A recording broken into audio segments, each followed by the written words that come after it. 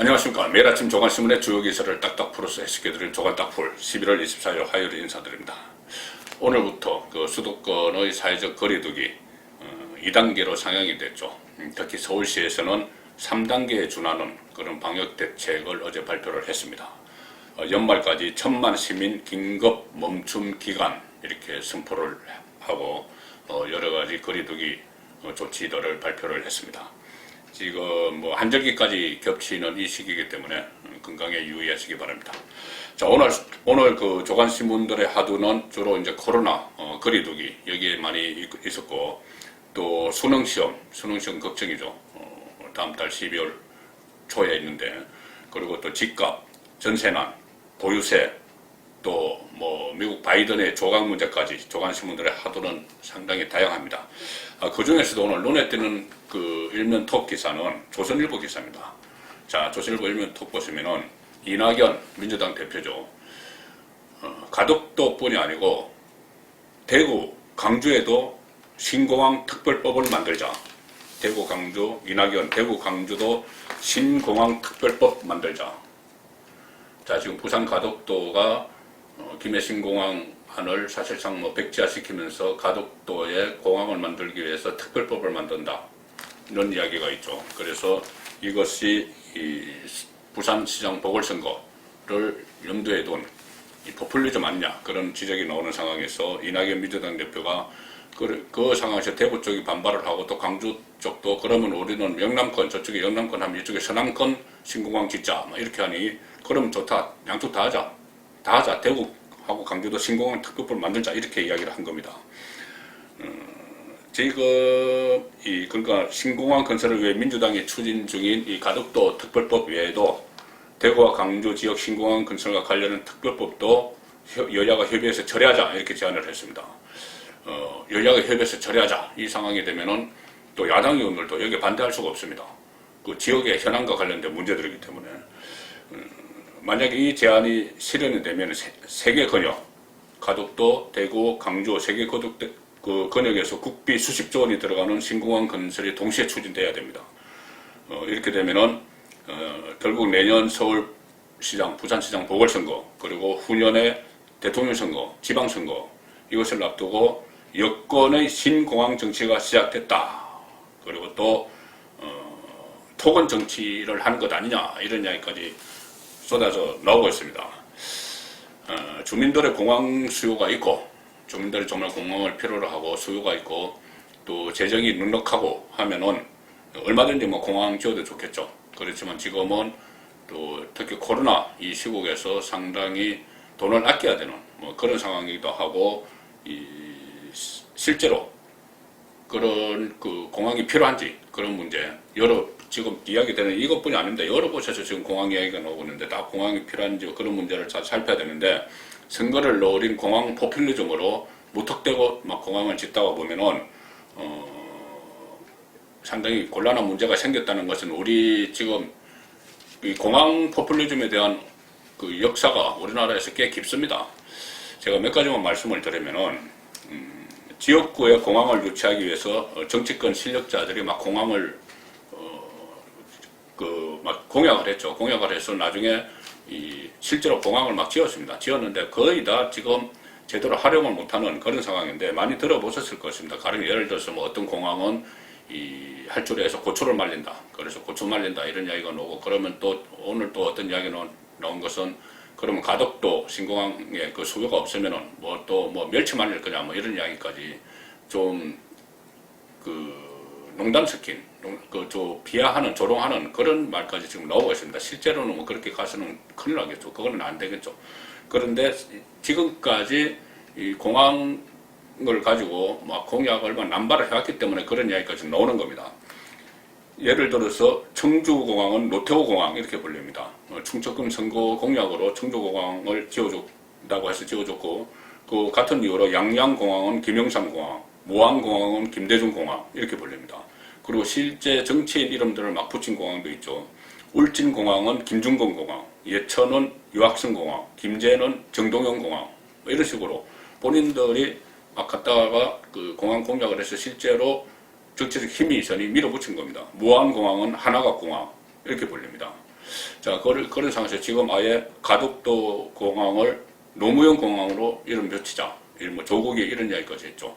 상당히 정말 주민들 편에서 지금 생각을 하고 있는 것인지 의심스러운 그런 대목들이 많습니다. 뭐 공항에서 뭐 고초를 말리는 경빈 할주의 주민들의 고초를 펴놓는 그런 사진이 화제가 되기도 했었죠. 자, 이렇게 공항을 지어 놓으면은 그 세금 낭비가 될 가능성이 많은 것도 많은 거지만, 가령 가덕도 공항 이런 같은 경우, 이 같은 경우는 정말 건설이 될지 그거 지금 불투명합니다. 지금까지 영남권 신공항, 동남권 신공항에 대해서는 그 여야를 가리지 않고 보수 진보 정권을 가리지 않고 전부 이거 이용을 해왔죠. 이용을 해와서 잔뜩 기대만 갖게 하고 다시 원점으로 돌리고 그 한두 번이 아니었습니다. 노무현 대통령 시절부터 계속 이어졌죠. 자, 이 상황에서 지금 가덕도 같은 경우는 오거돈 성추문 그 이슈를 덮어버리기 위해서 10조 원의 그 국고를 투입을 하겠다는 그런 그 계산인데, 과연 그것이 실제로 성사가 될지 그것도 저는 상당히 불투명하다고 봅니다. 결국은 속임수로 끝날 가능성, 그 가능성도 사실 배제할 수 없습니다. 자, 이 선거를 앞두고 돈을 풀어서 가장 큰 재미를 본 것은 4.15 총선 때 재난지원금 살포였죠. 저는 그것이 4.15 총선 결과에 상당한 영향을 미쳤다고 지금도 생각을 하고 있습니다. 아주 교묘하게 선거 전에는 지자체, 민주당 단체장들이 있는 지자체에서 돈을 풀었고, 그 다음에 선거 직전에 선거 끝나면은 정부 돈을 풀겠다 이렇게 이야기를 했습니다. 자, 그러니 선거에 영향을 안 미쳤다고 할 수가 없는 이야기죠. 상당히 큰 영향을 미쳤다고 보는데, 지금 코로나가 다시 확산될 조짐을 보이니 3차 재난지원금 얘기가 정치권에서 나오기 시작했습니다. 자, 그런데 아이러니하게도 국민의힘 김종인 비대위원장의 총대를 매는 그런 모습입니다. 매일경제신문 신문에 보시면 코로나 재확산의 3차 재난지원금 예상국회의 돌발 변수로 등장을 했습니다. 지금 예상국회가 한창이죠. 그런데 막바지에 이르렀는데 코로나 재난지원금도 끼워 넣자. 자, 이거 추경이 아니고 본 예산에 끼워 넣자.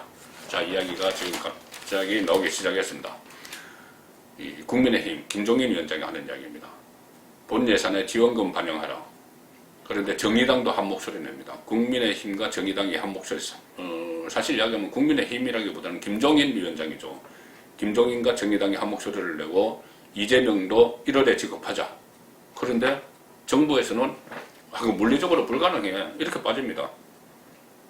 여당은 이것은 야당의 예산안 지연 전략이야 이렇게 짐짓 본인들은 빠지는 척합니다. 그런데 결국은 정책 수단을 가지고 있는 건 정부와 여당이죠. 야당은 아무리 이야기해도 돈이 없으니 예산을 집행을 할 수가 없으니 못합니다. 정부 여당이 다 가지고 있습니다. 4.15 총선 때도 그거 충분히 봤죠. 야당이 아무리 떠들어도 여당 마음대로 다 하는 겁니다. 지금 상황에서는 갑자기 김종인이 이렇게 치고 나오니 정의당과 발을 맞춰서 치고 나오니 물리적으로 불가능해 이렇게 이야기하지만 실제로 정강스카처럼 할지도 모릅니다. 선거에 불리하다 싶으면 그렇게 하겠죠. 그리고 시점을 잘 보겠죠. 내년 예산안에는 넣지 않고 추경 카드를 꺼내들겠죠. 자, 그런 상황인데 이 김종인 위원장은 김종인과 정의당 3차 지원금 꺼냈다. 조선일보 6면 기사입니다. 김종인과 정의당이 선제적으로 3차 지원금을 풀어야 된다. 자, 이렇게 이야기를 하고 있는데 더불어민주당과 정부의 현금성 지원 예산을 포퓰리즘이라고 비난해왔죠. 비난해온 야당이 먼저 말을 꺼냈습니다.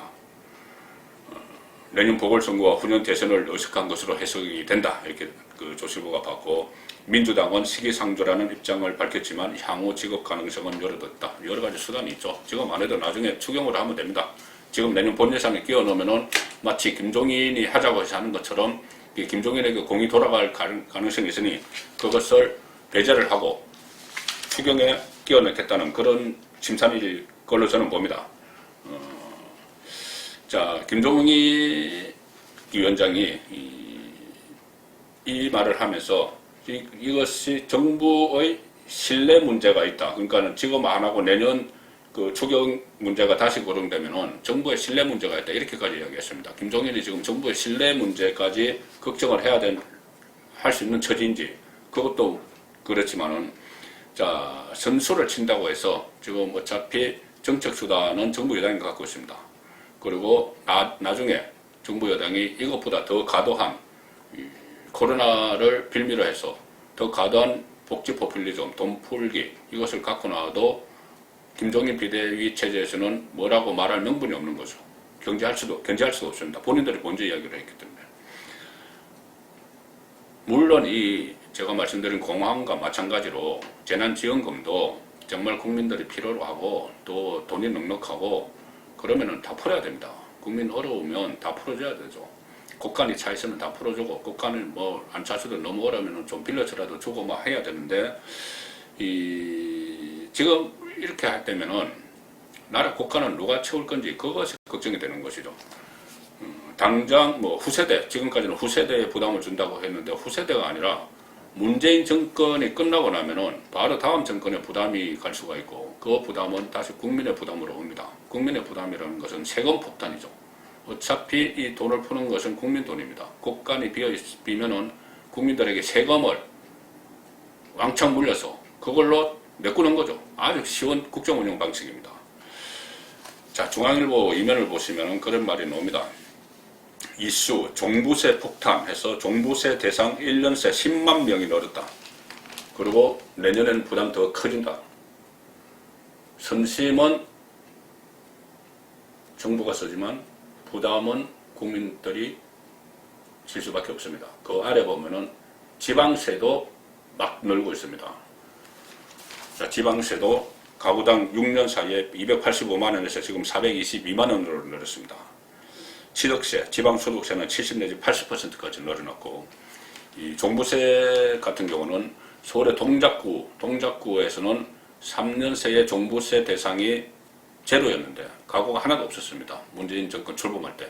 그런데 지금 2982가구가 종부세를 냅니다. 그래서 올해 종부세가 역대 최대로 4조가 거칠 듯, 4조가 거치면은, 자, 이걸로 다시 포퓰리즘 하는 겁니다. 국민 돈 가지고 국민에게 나눠주면서 선거에서 표를 넣고, 그런 행태가 반복되는 것이죠. 내년에는 세율, 공시지가가 더 오를 것이다. 제가 칼럼 중에서, 매일 아침 종합신문의 칼럼 중에서 공감이 가는 부분이 있으면 하나씩 소개를 해드리고 있는데, 오늘 동아일보 칼럼은 이 이야기를 짚었습니다. 최종찬 전 건설교통부 장관이 있었는데, 최종찬 전 장관은 노무현 정부 때, 보수 정권이 아니고 노무현 정부 때 건설교통부 장관을 지냈습니다. 제목은 포퓰리스트는 정치 무관심 뒤에서 웃는답니다. 지금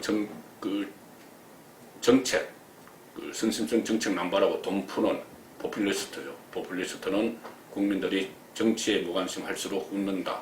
표가 되기 때문에 그렇습니다. 국민 손해 고려 않는 정치 포퓰리즘, 민주주의 위기에도 원천봉쇄가 안 되고 있다. 깨어있는 국민의 비판만이 해결책이다. 엄격한 잣대로 정책평가해야 된다. 자, 이러면서 포퓰리즘이 성행하면 결국 아르헨티나, 베네수엘라 같이 온 국민이 불행해진다. 이를 막으려면 국민이 적극적으로 정치에 관심을 가지고 투표로 행동해야 된다. 정치는 더러워 관심이 없다 하면 사기꾼 정치인만 판칠 것이다. 자, 이렇게 최종찬 칼럼은 결론을 내리고 있습니다. 윤석열 추미애 갈등은 지금도 진행형이죠. 이런 상황에서도 진행형입니다. 특히 추미애 법무부 장관이 이 윤석열 검찰총장에 대한 강제 감찰 여부를 놓고 지금 잠시 좀 주춤하는 그런 모양새죠. 지난 주말에 하러 갔다가 대면 감찰을 하러 갔다가 포기를 한 이후에 어제 월요일 지나면서 아직 아무런 추가 조치가 없습니다. 아마도 지금 이번 주 중에 개각이 있다, 거기에 추미애가 포함된다 안 된다 이런 이야기가 나와서 그런지 몰라도 일단은 추미애는 숨고르기에 들어갔습니다. 반면에 윤석열은 역공을 계속하고 있습니다. 어제 윤석열 검찰총장이 또 검사들과 간담회를 했죠. 그 자리에서 검사의 배틀필드, 전쟁터라는 이야기죠. 전장, 배틀필드는 법정이다. 이렇게 이야기했는데 그 말의 쏙덧 역시도 추미애를 공격한 것이다. 그런 분석 기사가 나오고 있습니다. 세계일보 사이먼 톡 기사는 윤 검사의 배틀필드는 법정, 추의 기소 수사 분리 건드렸다. 사이먼 톡입니다. 추미애 장관이 처음에 취임하고 나서 수사검사, 기소검사를 분리해야 된다. 그런 이야기를 했죠. 수사검사를 못 믿으니 따로 분리해서 뭐 강압수사를 했는지 그거를 기소검사가 한번 검증을 해야 된다. 그 이야기입니다. 그래서 분리를 해야 된다고 했는데 윤석열은 정반대의 이야기를 합니다. 오창간담회, 공판중심형 수사구조 오창간담회에서 검사의 배틀필드는 법정이다. 그러면서 수사구조를 지금까지는 조서 중심이었는데 공판 중심형으로 개편해야 된다. 그렇게 이야기하면서 수사 역시 재판의 준비 과정이다. 이런 의미도 했습니다. 그래서 결국 이 말은 추미애 장관이 검찰 개혁 방안으로 제시를 했던 기소와 수사의 분리 여기에 대해서 또 정면 반박하는 그런 말이 됐습니다. 윤석열의 행보에 대해서는 여러 가지 또 다양한 분석들이 나오는데 국민일보는 스푸트니크, 프랑스 혁명, 배틀필드, 역사 넘나드는 윤석열 행보 상당히 의미를 부여를 하고 있습니다. 자, 프랑스 혁명 이야기도 저번에 했었죠. 프랑스 혁명이